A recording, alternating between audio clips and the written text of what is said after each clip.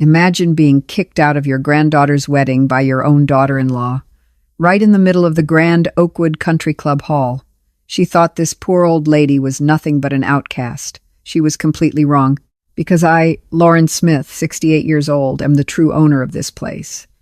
You know, there are moments in life when just 1 second can change everything forever. And that moment for me happened right in the grand, elegant lobby of Oakwood Country Club on a beautiful Saturday afternoon in October in the suburbs of Chicago. I, Lauren Smith, 68 years old this year, walked in wearing an elegant navy dress, a pair of pearl earrings from my granddaughter, and a gentle smile on my lips. I came to witness Maddie's wedding, the granddaughter I love more than anything in this world. Oakwood is a place everyone in this area knows. Crystal chandeliers shimmer overhead. Polished marble floors reflect the light. A lush green golf course stretches out behind, and the atmosphere is so refined that you feel the need to walk softly and speak quietly. It is the kind of place people dream of for their wedding, and Maddie had dreamed of it since she was 12 years old. I had just taken a glass of champagne from a server's tray. I was sipping a small amount, enjoying the familiar taste. Then suddenly a sharp voice rang out, cutting straight through the soft jazz music in the corner of the room. "This old woman is not on the guest list. Are you letting just anyone sneak in here? Call the owner immediately." It was Brittany, my daughter-in-law, 40 years old. An ambitious woman who always wants everything to be perfect her way. Brittany was the one who helped Alex, my son, build his dental clinic from nothing into a successful practice in the suburbs, and she is very proud of that. But along with that success came a need to control everything, from her husband's schedule to the guest list of her daughter's wedding. And today, when her eyes landed on me, every layer of social politeness disappeared. The entire hall fell silent in an instant. The clinking of glasses stopped. The laughter faded away. Hundreds of eyes turned toward us. I could feel the discomfort spreading through the air.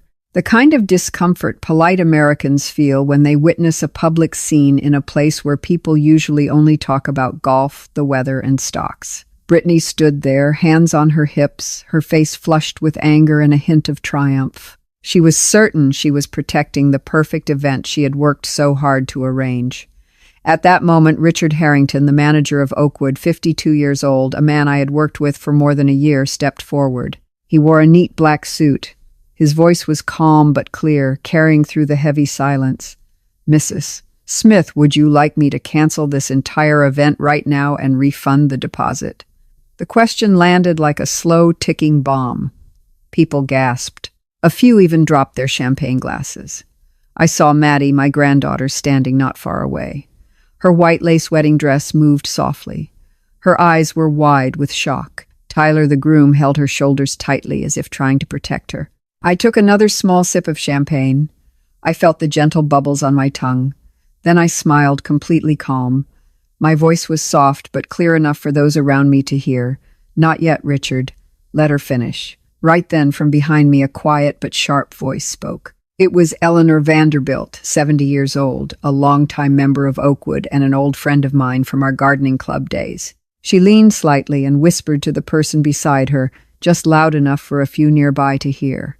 Brittany just shot herself in the foot, and she was right. In that moment, I knew this evening would no longer be an ordinary wedding. It was about to become a story people would tell for years, at cocktail parties, in family group chats, and perhaps even on social media. But for now, I simply stood there, a glass of champagne in my hand, waiting, because I had been waiting for this moment for more than a year.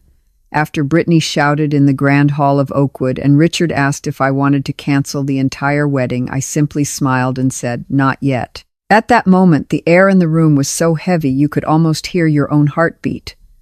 But I knew this moment was only the beginning. To help you understand why I was so calm, I need to tell you a little about myself and about what has happened over the past 7 years. My name is Lauren Smith. I am 68 years old. My husband passed away more than 10 years ago because of cancer.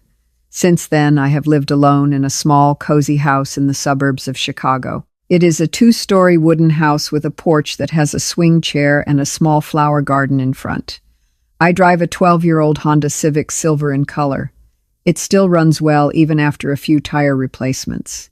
Every week I go to the supermarket with a stack of coupons cut from the Sunday newspaper looking for discounts on milk, vegetables, and toilet paper. My life is simple and peaceful, and I like it that way. Not because I have no other choice, but because I choose to live this way. But 7 years ago, everything changed. My son Alexander, everyone calls him Alex, is now 42 years old. He is a talented dentist. He opened his own clinic in the suburbs. And Brittany, his wife, was there from the very beginning, helping him build it from nothing into a modern and successful dental practice. Brittany is intelligent, ambitious, and very good at building an image. She wants her family to be perfect. A beautiful house, luxury cars, children in private schools, and people looking at them with admiration. I understand that. I truly do. But then she began to see me as a stain on that perfect picture. "You do not fit our new family image," Brittany once said to Alex. She convinced him that staying in contact with me would lower the brand value of the clinic and make people think their family was old-fashioned or unbalanced. And Alex, my son, the boy I once held in my arms when he was so small, eventually agreed. We stopped talking. No phone calls, no emails, no Christmas cards, only silence lasting for 7 years. But there was one person who did not let me feel alone. Maddie, my granddaughter Madison Smith, now 25 years old. She never cut ties with her grandmother. We kept in touch in secret during those 7 years. Late-night FaceTime calls when she missed me. Anonymous messages that came with birthday gifts. Handwritten letters I wrote and asked friends to send so Brittany would not suspect anything. Maddie told me about college, about her first love, about her dream wedding at Oakwood. I listened. I laughed and cried with her. And quietly I prayed that one day everything would return to where it belongs. I never told anyone about that pain, not even my closest friends in the gardening club. I simply kept living, planting flowers, cutting coupons, and waiting, because I believe that a real family is never truly lost. Sometimes it just needs time to heal. And then 2 years ago, something extraordinary happened, something I have kept secret ever since. It is the secret that changed everything. And it is that very secret that turned Maddie's wedding into a public trial that no one saw coming. But wait, I will tell you about that secret in the next part. Because right now, in the grand hall of Oakwood, Brittany is still standing there, her face flushed, thinking she is winning.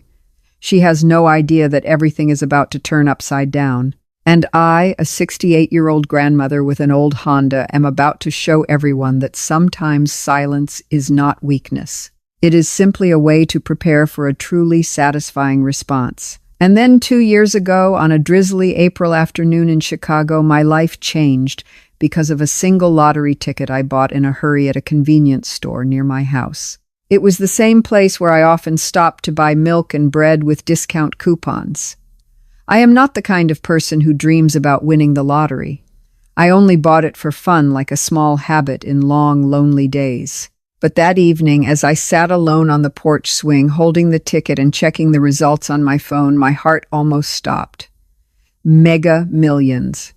$112 million advertised. The number on the screen made me read it 3 times. The cash option after federal taxes and Illinois state tax, about 4.95%, left me with around $50 million. I sat there, my hands trembling, tears running down my face without me noticing. It was not just simple joy. It was the sudden realization that money is not the answer to every pain, but it can be a tool to take back what I lost, especially respect from my own family. I told no one. Not Alex. Not Brittany. Not even Maddie, at least not at first. I hired a private attorney. I set up a trust.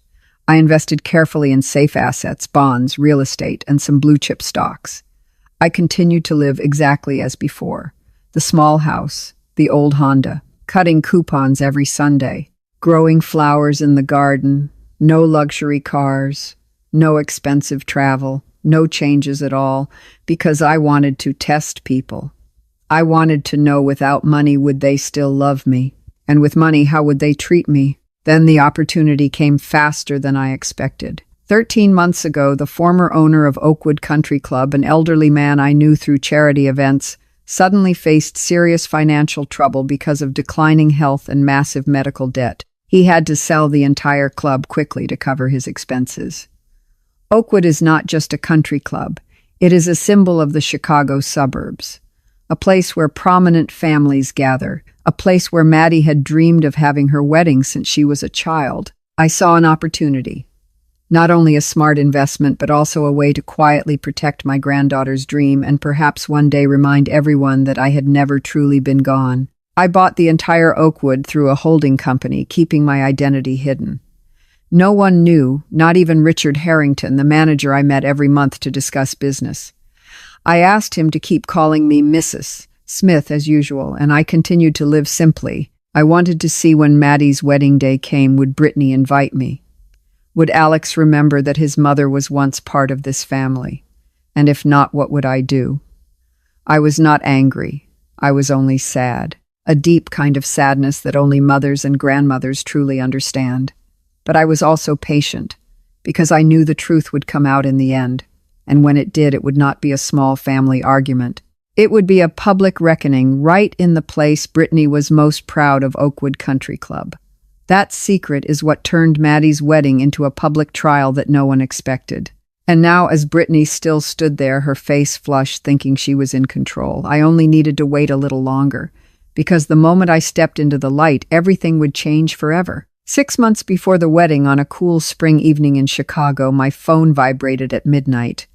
I was sitting by the window reading, as I did every night when the screen lit up with Maddie's name. When I answered, my granddaughter's voice was trembling, broken by tears. "Grandma, I cannot do it. Oakwood is too expensive. The real cost is from $65,000 to more than $85,000, not including catering, flowers, champagne. My parents have tried their best, but we are still short a large amount. I do not want to give up this dream, but I do not know what to do." I sat in silence, listening, my heart tightening. Maddie, the little girl who once sat on my lap listening to fairy tales, was now crying under the pressure of a perfect wedding Brittany had always dreamed of. I did not say much. I only comforted her gently. "Do not worry. Grandma is here. Everything will be all right." When the call ended, I had already made my decision. The very next day, I began to act quietly without a single word of pride. I called Richard Harrington directly and said clearly, "This is my granddaughter's wedding. The venue will be completely free. Upgrade the catering to a 5-star package. Dom Perignon champagne for every table. The flowers must be the finest. I will send them from my own garden. I also arranged to preserve the vintage lace wedding dress I wore 35 years ago, carefully stored in a cedar box with the scent of lavender, and sent it to Maddie as a gift from a family friend. No one was allowed to know it was from me. I did not do this to show off or to claim credit. I did it because Maddie deserved her dream wedding and because I did not want her to carry any more sadness. I spent hours in my garden, trimming white roses and lilies, wrapping them carefully and sending them to the club through anonymous delivery. Each flower carried a piece of a grandmother's quiet love, a love that for 7 years I could only send through a phone screen. The week before the wedding, Maddie called again. Her voice trembled with emotion. "Grandma, I managed to invite you. My mother does not know, but I convinced my father. I want you there, even if only from a distance. I need you." I smiled through the phone, tears falling. "I will be there, my dear. I promise." And then that day arrived. I drove my old Honda to Oakwood, parking a little farther away so no one would notice. I walked in wearing a navy Armani dress, one of the few things I bought after winning the lottery, still elegant, never flashy. The pearl earrings Maddie gave me last year sparkled under the chandeliers. I stood in a corner of the hall watching Maddie in the vintage lace dress of her grandmother. She looked like a princess from a fairy tale. I smiled, my heart warm in a way I had not felt for years. In the distance, the photographer Lisa Chen, a talented young woman Maddie had hired, was filming live stories on Instagram, capturing every moment. The bride's smile, the groom Tyler's loving gaze, the laughter of the guests. Lisa did not know that those clips would later become vivid evidence in a story the entire internet would talk about. I stood there, a glass of champagne in my hand, ready for a perfect day, the day Maddie deserved. I had prepared everything to make this day beautiful, warm, and meaningful, until Brittany appeared. She walked toward me with a polite smile, but the moment her eyes met mine, everything changed. And from that moment, Maddie's dream wedding began to turn into a public reckoning that no one could have predicted. After I walked into the grand hall wearing my navy Armani dress and my sparkling pearl earrings, I chose a quiet corner near a window that looked out over the lush green golf course where the Chicago afternoon sunlight filtered through the old trees. I did not want to disturb anyone. I only wanted to quietly watch Maddie, my granddaughter, glowing in her vintage lace dress, gently dancing with Tyler, the young and warm-hearted groom. Soft jazz music played. Laughter filled the air. Champagne glasses clinked lightly. Everything was perfect, just as I had quietly arranged. I took another sip, my heart warm, knowing that even if no one knew, today was my gift to Maddie from the heart. But then from the head table, where the bride, the groom, and the family were seated, Brittany's voice rose above all the others, proud and slightly arrogant. "Everyone, I have to tell you something. I personally negotiated with the Oakwood management to get us a special discount. It was not easy. But I persisted. I convinced them to meet all our requests, from premium catering to the finest champagne. I took care of everything so Maddie could have the perfect wedding." She smiled brightly and raised her champagne glass as if she were toasting herself. The guests around her gave light applause and nodded in admiration. I stood not far away, hearing every word. Brittany did not know, and perhaps would never admit, that there had been no negotiation. No special discount. Everything she was proudly claiming, the free venue, the 5-star catering, the Dom Perignon, the fresh flowers, had all been quietly arranged by me through Richard Harrington without anyone in her family knowing. I simply smiled softly and said nothing. I was not ready to reveal it yet. Then Brittany's gaze swept across the room and stopped on me. The polite smile on her lips froze. Her eyes widened, then narrowed with calculation. She set her glass down on the table, gave a quick apology to the guests she had been speaking with, and walked toward me. Her steps were quick and firm, like a woman moving to handle a problem she could not accept. When she stood in front of me, Brittany tilted her head. Her voice was sweet but artificial. Her eyes were cold.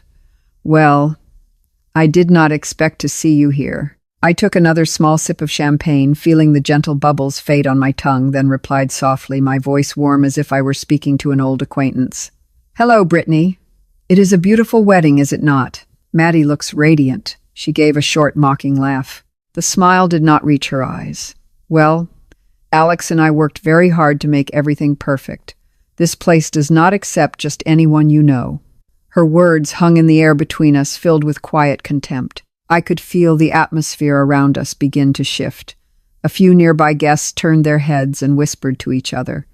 Eleanor Vanderbilt, standing a few steps away, gently shook her head, her eyes full of sympathy. But Brittany did not stop. She had already decided to turn this moment into her own stage.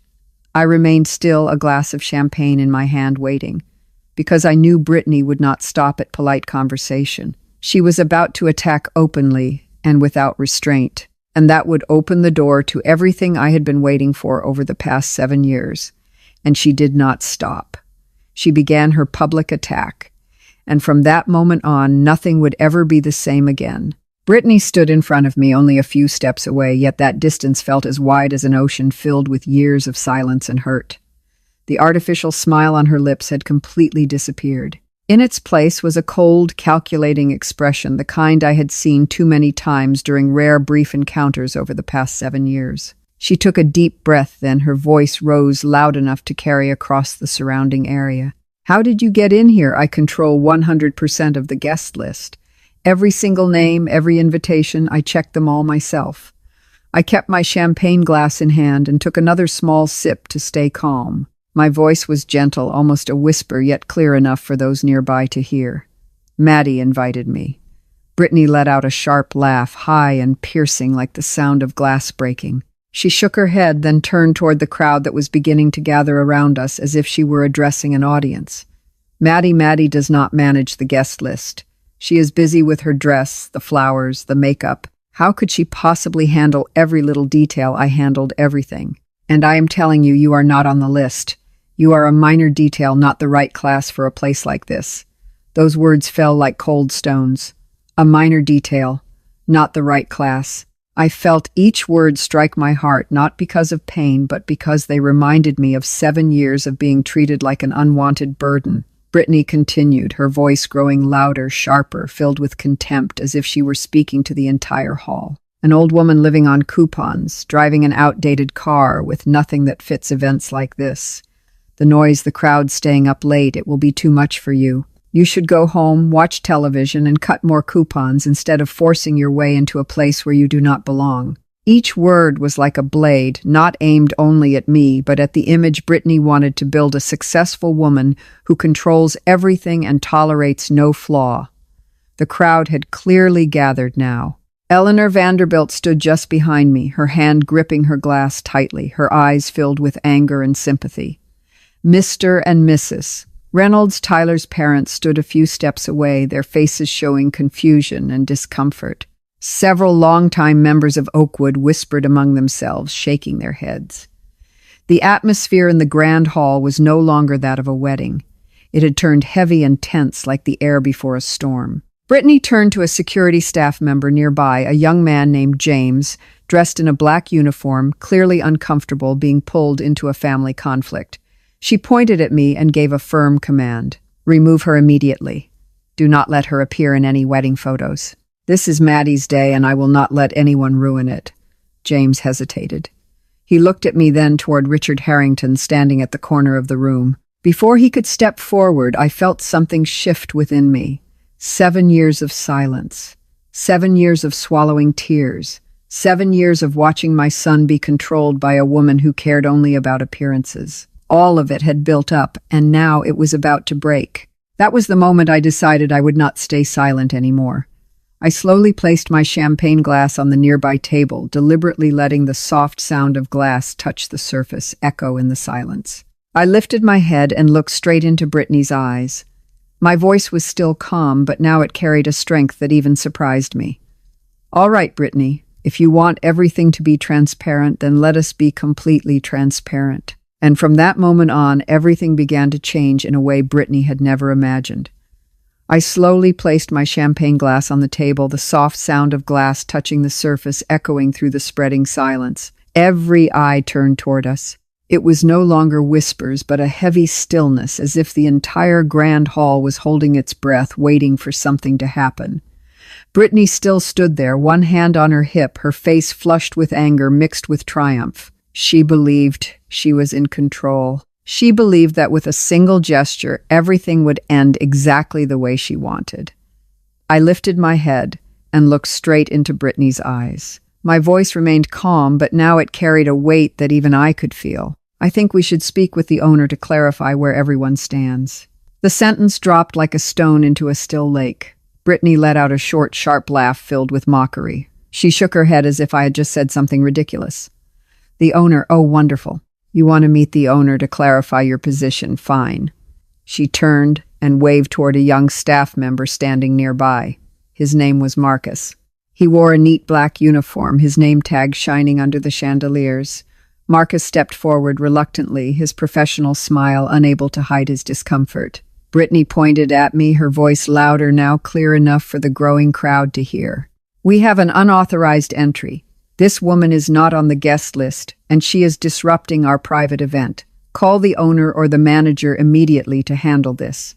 Marcus looked at me just for a brief moment, and I saw a slight twitch in the corner of his eye. He recognized me, of course. For 13 months, I had met him many times in quiet meetings about the club's operations, but he remained professional. He gave a small nod and spoke softly. I will call the manager right away.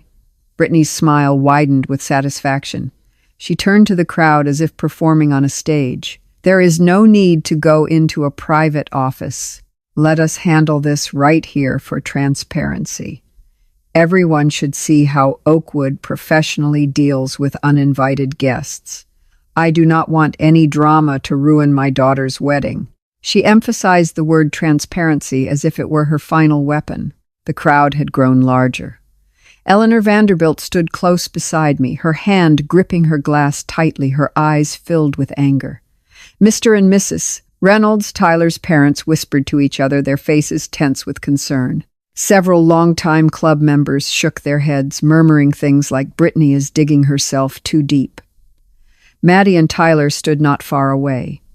Maddie held her husband's hand tightly, her eyes red with worry. Marcus took out his phone and dialed quickly. After only a few seconds, he spoke softly. "Mr. Harrington is on his way." Brittany crossed her arms and stood slightly behind me as if ready to watch me be escorted out in humiliation. She leaned closer and whispered, just loud enough for me to hear, "You should leave now before this becomes even more embarrassing." I did not respond. I simply stood still, breathing steadily, waiting, because I knew this was the moment I had been waiting for 13 months. Since the day I signed the check to purchase Oakwood.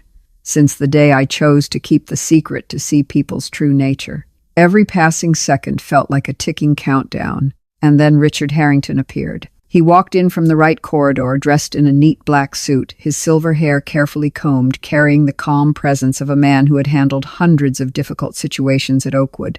Richard glanced around the crowd, then his eyes stopped on me. A flicker of recognition passed through them, not surprise, but a quiet understanding. He stepped closer, his voice clear and professional. "Missus Smith, I have been informed there is an issue regarding the guest arrangements." Brittany immediately stepped forward, her voice confident. "Mr. Harrington, thank you for coming so quickly. We have a situation that needs to be handled right away. This woman was not invited, and she is disrupting our private event." Richard gave a slight nod, then turned to me, his voice still calm. "Mrs. Smith, would you like me to explain your relationship with Oakwood now? That was the moment I had been waiting for 13 months. Richard Harrington stood between us.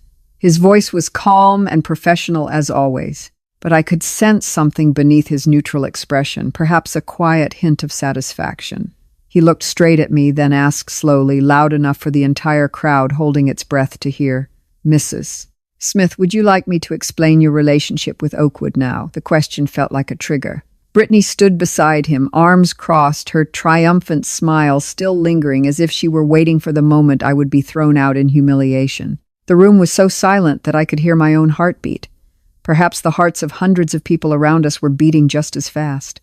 Maddie stood not far away, gripping Tyler's hand, her eyes red with worry. Alex, my son, had not yet stepped forward. He remained in the background, frozen, his face filled with confusion. I took a deep breath. The air in the grand hall felt thick and heavy. Then I lifted my head, and my voice rang out clear and steady, strong enough to carry across the entire room. "I am the owner. I purchased Oakwood Country Club 13 months ago, with money from a Mega Millions prize of $112 million. The words fell like an explosion. The silence that followed was absolute. I could even hear the soft jazz music still playing in the corner, as if the band had not yet realized the drama unfolding right in front of them.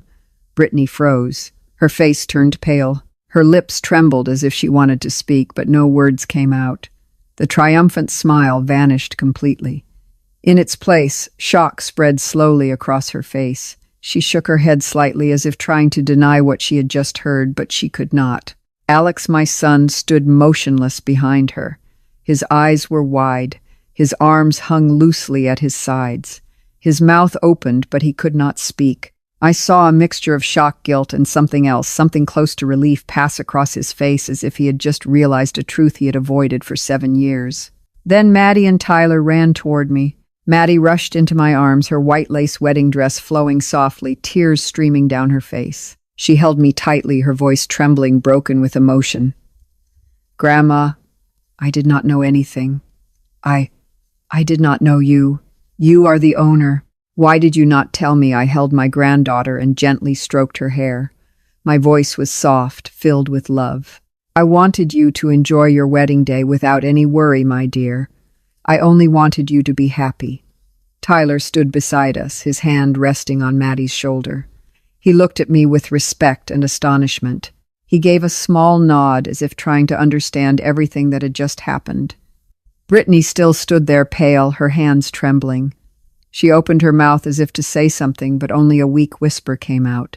"No, that is not possible. You are lying." The crowd began to stir. Eleanor Vanderbilt was the first to clap. A slow, clear clap. Then a few other club members joined. The applause spread gradually. It was not for the drama, but for a quiet acknowledgement that the truth had finally been revealed. I remained standing there, holding Maddie in my arms, looking straight at Brittany. There was no anger, no triumph, only a deep sadness mixed with quiet resolve, because I knew this was not the end. It was only the beginning. There was still more: financial secrets, quiet acts of support that Brittany had claimed as her own. And now, with the truth of ownership revealed, I was ready for everything else to unfold. I still held Maddie in my arms, feeling her warm tears soaking into my shoulder. The scattered applause from the crowd slowly faded, replaced by a heavy silence, the kind of silence where you can hear the heartbeat of hundreds of people. Brittany stood there, her face pale as paper, her lips trembling, her eyes darting as if searching for an escape. Alex remained frozen behind her, his arms hanging loosely as if all his strength had been drained away. I gently let Maddie go, smoothed her hair, then turned to look straight at Brittany. My voice was still calm, but now it carried a weight. I could feel myself, the weight of a truth buried for far too long. "But this is only the beginning," I said, my voice clear across the grand hall. "There is much more. And since Brittany asked for transparency, then let us be completely transparent." I took out my phone and opened the recording app, the one I had already turned on when Brittany started shouting. The screen lit up and I raised it slightly so everyone could see. No need to raise my voice, no need for drama, only the truth. More than $250,000, I began speaking slowly and clearly. That is the amount I have quietly transferred into the joint account of Alex and Brittany over the past 2 years. Not once, but regularly under the label of investment returns or dividends. Brittany claimed she handled everything for this wedding, more than $75,000 for the venue, catering, champagne, and flowers. In reality, all of it was paid by me. I provided the venue free of charge, upgraded everything to 5-star service, and sent the flowers from my own garden. Brittany only paid a small portion, the part she believed was the entire cost. Brittany shook her head, wildly stammering. "No, that is not possible. You are making this up." I continued, not allowing her to interrupt. "I paid off Maddie's student loans, $30,000, through an anonymous debt relief program.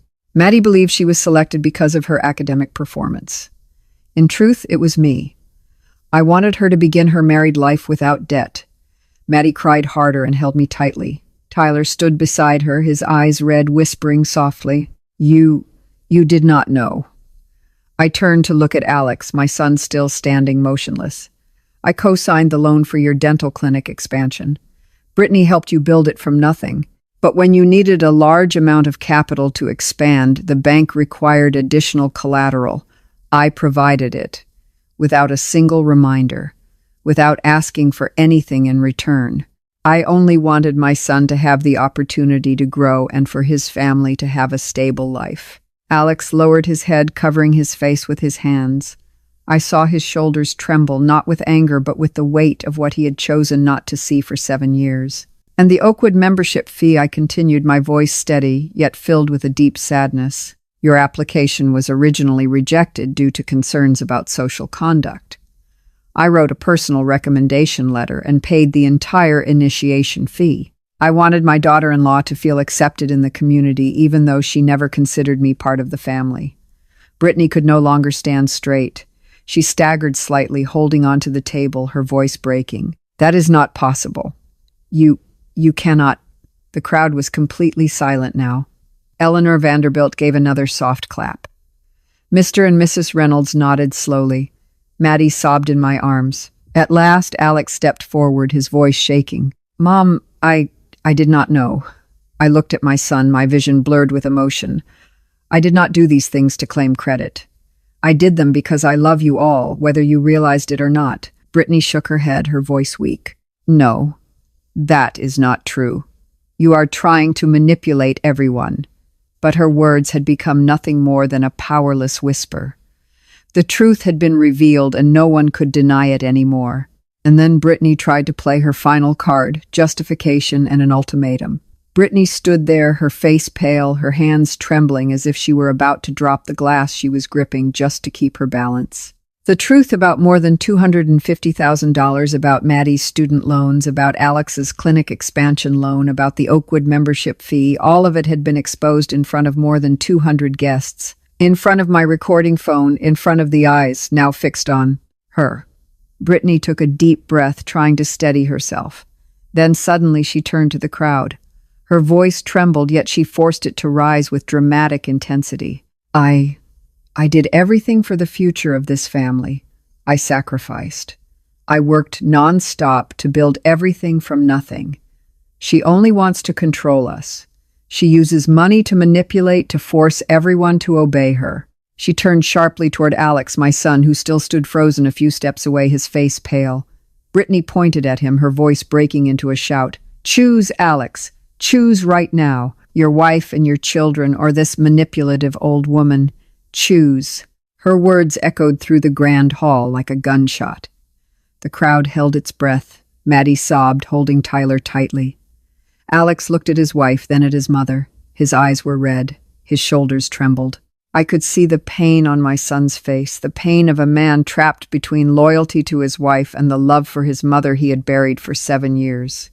I stood still, breathing evenly. No anger, no shouting, only a deep sadness mixed with quiet resolve. I looked straight at Brittany, then at Alex. My voice was calm but clear enough for the entire hall to hear. All right, Brittany. Since you asked for transparency and now you have given an ultimatum, I will give you one as well. You have 2 choices.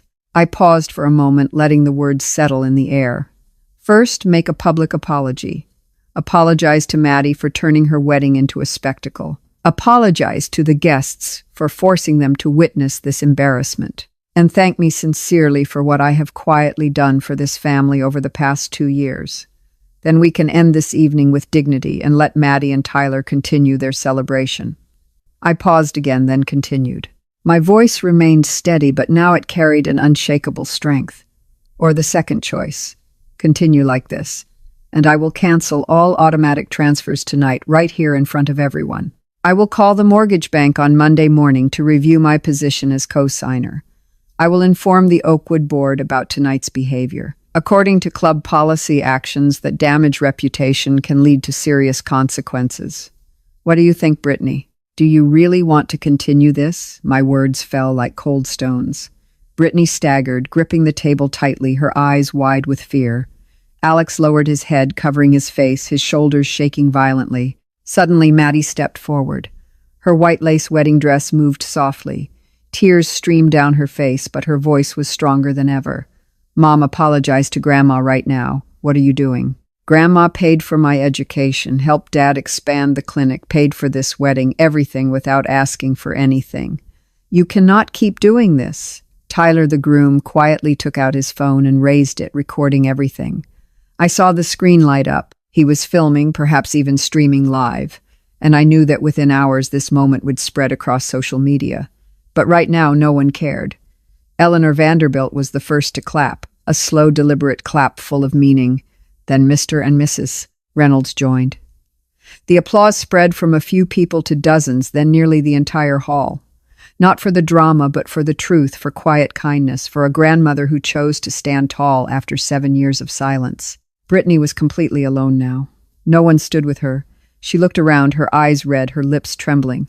Then suddenly she collapsed to her knees, covering her face with both hands. Her sobs broke through the sound of applause, no longer anger, but total collapse. At last, Brittany broke down.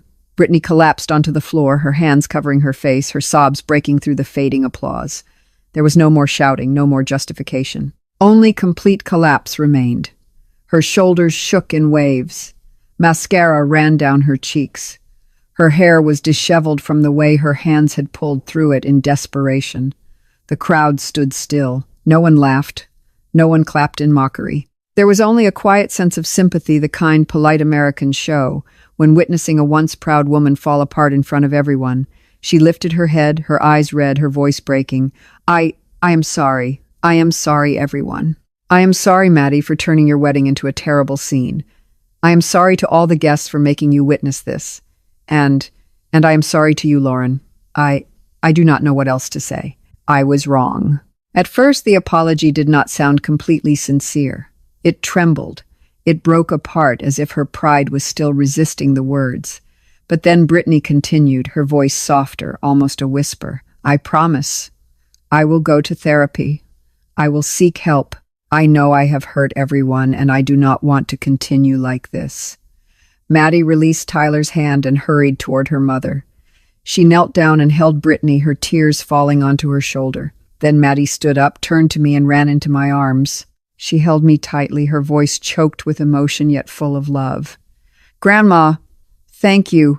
Thank you for making my wedding unforgettable. Not because of the drama, but because of the way you stood up to protect me, to protect our family in the best possible way. I love you so much." I held my granddaughter close and gently rubbed her back. My own tears fell, not from sadness, but because after 7 years of silence, I could finally feel that love clearly again. Alex stepped forward. My son, a 42-year-old man who had cut off all contact with his mother, now stood before me, his eyes red, his voice trembling. "Mom, I am sorry. I was wrong. I let Brittany control everything. I let her convince me that cutting you off was best for the family. I ignored you. I ignored everything you did quietly for us. I do not deserve your love." He lowered his head, tears falling to the floor. I stepped forward, placed my hand on my son's shoulder, the same shoulder I once carried when he was small, and spoke softly. "You do not need to apologize forever, Alex. An apology is not enough. You need to work to change starting today. Learn to stand up for what is right for Maddie, for yourself, and for our family. I am still here, and I will always be here." Alex embraced me tightly like a son who had been lost for too long and had finally found his way home. Maddie and Tyler stood beside us, holding hands, tears still falling, but their smiles beginning to return. The applause rose again, stronger this time, warmer, not for the drama, but for that moment of reconciliation. It was not perfect. There were still wounds that would need time to heal. But it was real.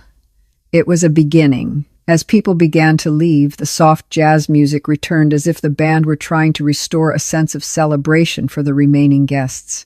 I said goodbye to Maddie and Tyler with a long embrace, then whispered to my granddaughter, "Enjoy the rest of your evening.